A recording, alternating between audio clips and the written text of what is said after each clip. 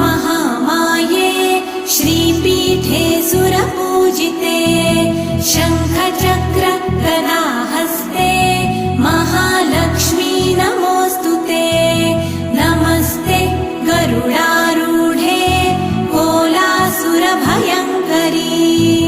सर्वपाप हरे देवी महालक्ष्मी नमोऽस्तुते महादेव्यै च विद्महे विष्णुपत्न्यै च धीमहि तन्नो लक्ष्मी प्रचोदयात्।